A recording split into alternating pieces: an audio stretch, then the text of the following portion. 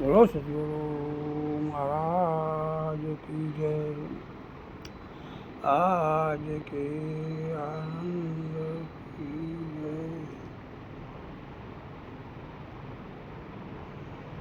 आदि पुरुषनी जो वृक्ष है निरंजन वहाँ की डाल, तीन दे शाखा भई पत्ते भरो संसार। मन आदि सृष्टि सब मन की, मन तन रूप बनावे, पिंड ब्रह्मांड सब मन का कीना, मन माही वास बजावे। हस्ती भाती ब्री सिंधु की नाम रूप जंजाल, नीति माँ आत्म स्वरूप निज है तत्काल। नाम नैणों में रम रहा न जाने मिला कोई, जैसे सतगुरु साचा मिला उनको मालूम हो। देह विना हरि नाम मले न करिए कोटि उपाय, ये जाबो साधन आज रे हयो सुध न थाय। बोलो सदगुरु महाराज की जय. આજે આપણે વાણીનો સત્સંગ કરીશું.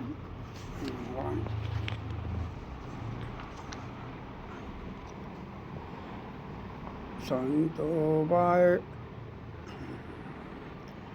સંતો ફેરવો નામની માળા, તેરા કટ જન્મ જંજાળા, તેરા કટ જન્મ જંજાળા.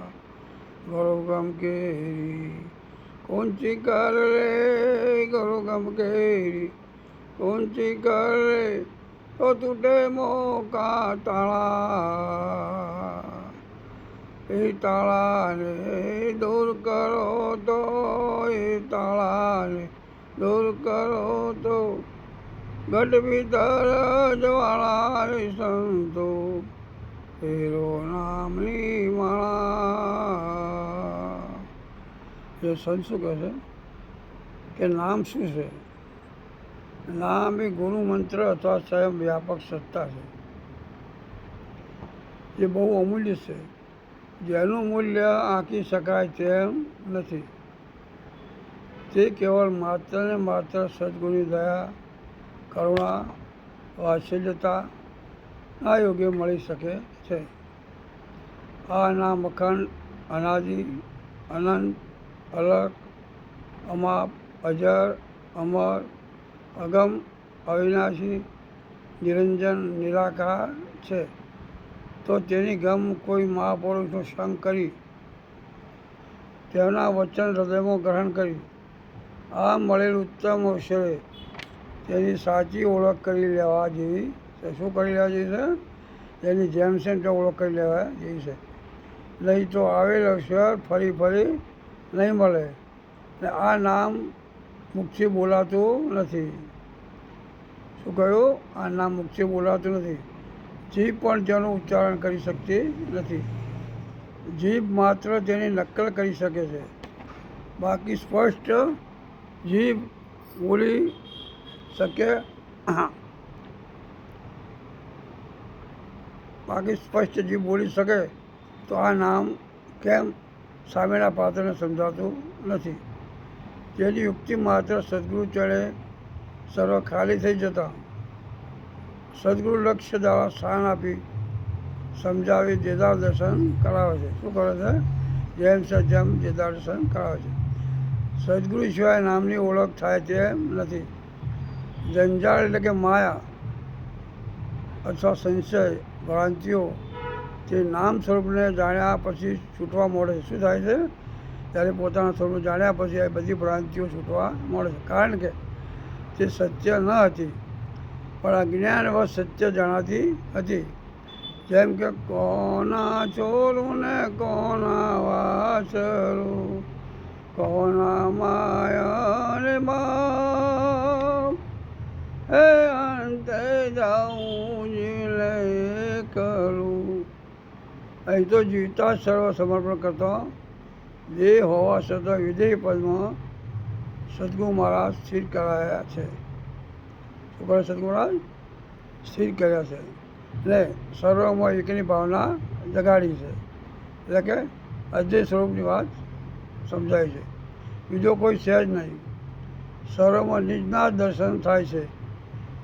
ગુરુગમ પૂછી એટલે સદગુરુએ જે શાન આપી છે તે શાન મુજબ વાણી, વર્તન અને આચરણમાં રહેવું અને નિત્ય નવો અભ્યાસ કરી અંતરપુરમાં ઉતરવાનું. શું કરવાનું છે? તમારા અંતરમાં ઉતરી વિચારમાંથી આપણે એ વિચારના સૂક્ષ્મ વિચાર કરીને એ પોતામાંથી આ પ્રગટ કરવાનું છે, ઉતરવાનું છે. ગુરુગમ ના હોય તો સંત મહાપુરુષોનો સંગ કરી તેમના વચનો શ્રવણ મનન કરી માન પાન મેળી સદગુરુ ચરણમાં ખાલી થઈ પ્રેમ જ્યોત પ્રગટાવવાની. શું કરવાની છે? પ્રેમની જ્યોત અંદર જલાવવાની છે. તે આ કુંચી અથવા શાન છે. તેના વડે પ્રાપ્તિની પ્રાપ્તિ થાય છે અને અધિકારીપણું પણ આવે છે અને અહમ મમત્વનો લય થતાં કોઈ પણ પદ પદાર્થ પર મોહ રહેતો નથી. અને માળા તુલસીની કે પારાની નહીં, પણ માળા ઘટમાં પરમાત્માએ પહેલેથી જ આપી છે અને તેમાં અજંપા જાપ શ્વાસે શ્વાસે થઈ રહ્યા છે. તેની શું સદગુરુ ચરણે મળે, તેની શું શું મળે છે? સદગુરુ મહારાજ તેની વાત સમજાવે છે. તેના વડે નિત્ય સદગુરુ આપેલ શાન દ્વારા મોજ કરવાની છે અને તે મુજબ સદગુરુ વચનમાં રહી સ્મરણ અથવા ભજન કરવાથી ધ્યાસ, મોહ, મમતા, અહમ શું થાય છે? છૂટવા લાગે છે. એ નિજ સ્વરૂપ પ્રગટે છે. શું થાય છે? પોતાનું સ્વરૂપ જેમ છે તેમ પ્રગટ થાય છે. આગળ શું કહે છે?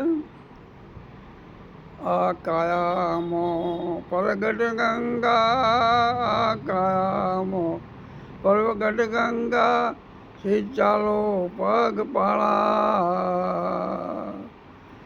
એ ગંગામાં અખંડ નાહી લો, એ ગંગામાં અખંડ નાહી લો, બતલાવ નદી નાળા રે સંતો, ફેરો નામની માળા.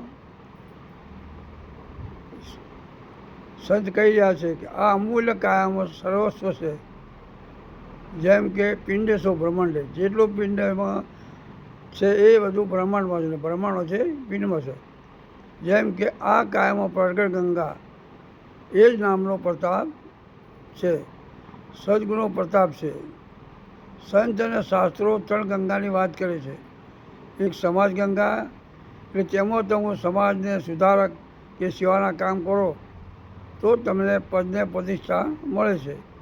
બીજી ભગીરથ ગંગા, જેમાં સ્નાન કરવાથી તમારું તન પવિત્ર અથવા બુદ્ધિ અથવા શુદ્ધ થાય છે. તમારું તન પવિત્ર અથવા શુદ્ધ થાય છે, પણ મનનો મેલ ધોવાતો નથી. અને જ્ઞાન ગંગાનું સ્નાન કરવાથી જન્મો જન્મના મેલ ધોવાઈ જાય છે, પણ તેમ બનતું નથી. ત્રીજી જે જ્ઞાન ગંગા એટલે કે સંતોની જ્ઞાનની સરવાણી છે, જેનાથી જ્ઞાનની નિવૃત્તિ થાય છે. શું થાય છે? તેનાથી જ્ઞાનની અજ્ઞાનની નિવૃત્તિ થાય છે.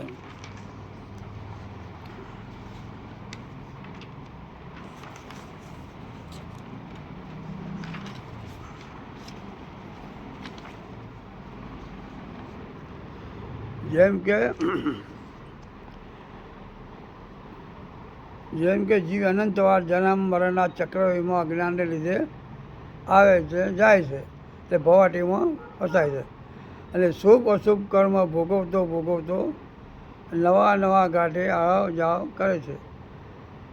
આ ભોગો પૂર્ણ થતાં તેને મનુષ્ય દેહની પ્રાપ્તિ થાય છે અને સંસારમાં આવે છે. એટલે પાછું અજ્ઞાનવશ તેનું સત્ય સ્વરૂપ ભૂલી જાય છે.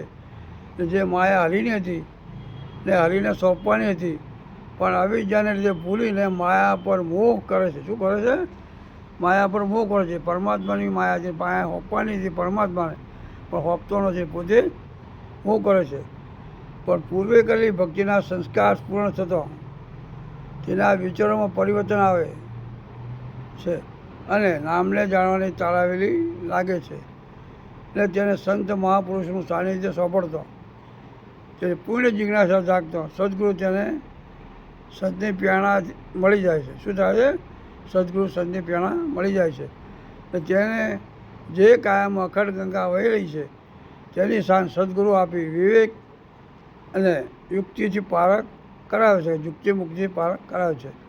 ને તેના બીજા કર્મ જેવા કે જપ તપ વ્રત ગળવું વગેરે છોડાવી સિર્ફ નિજ નામનું માત્ર ભજન કરી આનંદમગ્ન બની જ્ઞાન ધારા વેચે છે. શું કરે છે? બીજા બધા કર્મો કેવા છે? શરીર એના અંતસ્કરણ શુદ્ધ કરવાનો છે એટલે તે છોડાઈ જશે, કારણ કે એ પછી અંતસ્કરણ શુદ્ધ થઈ ગયું, પછી એની જરૂર નથી. હવે જે સદગુરુ શાન આપે એ શાન મુજબ જ એ અને તે પોતાને વચનમાં સદગુરુના રહેવાનું છે. આ દિલ દરિયામાં બુદ્ધિ સમુદર, દિલ દરિયામાં બુદ્ધિ સમંદર, ચલત નાવનો ધારા. એરે નામ હીરા માણે, કેરે નામ હીરા માણે, ખોજે ખોજન હારા રે સંતો, કેરવો નામની માળા. આ કાયમાં બુદ્ધિ સર્વથી શેઠ છે અને તેના નીચે મુજબ સર્વ કાર્ય થઈ રહ્યા છે. નાવ આ કાયાને સંતોષ કહી છે. શું કહ્યું છે? નાવને કાયા સંતોષ કહી છે. સાગર પાર કરવાની બે રીતો છે. એક જળના જીવોની જેમ તરતા શીખવું પડે તો પાર જવાય. બીજી રીત નાવમાં બેસી સામે પાર જવાય. પણ નાવમાં આપણે સર્વ બેઠેલા છીએ અને ભવસાગર પાર કરવાની પોચ ભરીને આવેલા છીએ. કારણ કે ભવસાગર પાર પોચ પણ ભરીને આવ્યા છીએ, પણ સામે કિનારે જવા કિનારો સૂચતો નથી. ને તેઓ ભવ દરિયાની ભમરીમાંના તોફાનમાં ફસાવાથી અધવચ્ચે તેની નાવ તૂટી જાય છે. શું થાય છે? અધવચ્ચે ભમરી ફસે જવાથી તૂટી પડે છે અને કિનારે જવાતું નથી. તો કિનારે કેમ જવું? તો સદગુરુને આપણે નાવના નાવિક બનાવવા પડે. શું કરવા પડે? સદગુરુ મહારાજને આપણા નાવના નાવિક બનાવવા પડે. તો આ કાયા નાવડીને સદગુરુ પાર લગાડી આપે. શું કરે? સદગુરુ મહારાજના કાયા આવડીને પાર કરી આપે છે.